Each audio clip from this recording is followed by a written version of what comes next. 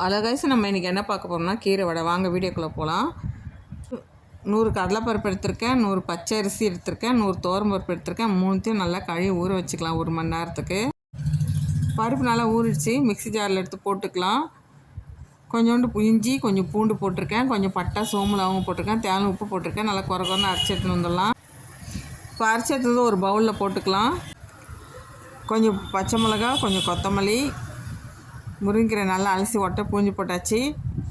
பச்சை மிளகா பொடிசாக கட் பண்ணி போட்டாச்சு. 2 வெங்காயமும் பொடிசாக கட் பண்ணி போட்டாச்சு. தேவையான உப்பு போட்டாச்சு. நல்லா கலந்து எடுத்துக்கலாம். பாருங்கள், இந்த அளவுக்கு நல்லா கலந்து வச்சுக்கணும் மாவு. ஸ்டவ் பற்ற வச்சு கடாயில் எண்ணெய் நல்லா காயுது. இப்போ தட்டி போட்டுக்கலாம். இது மசாலா வடை மாதிரி கனமாகவும் தட்டி போட்டுக்கலாம், மெலிசாவும் தட்டி போட்டுக்கலாம். நல்லா மொறுமொறுன்னு வரும். எவ்வளோ மெலிசாக போட்டாலும் தட்டி போடலாம். முருங்கீரை உடம்புக்கு ரொம்ப நல்லதுங்க. பிள்ளைங்களுக்கு இந்த மாதிரி பண்ணி கொடுங்க. பிள்ளைங்க நல்லா விரும்பி சாப்பிடுவாங்க. பாருங்கள், நான் செவந்துருச்சு எடுத்து பவுலில் போட்டுட்டேன்.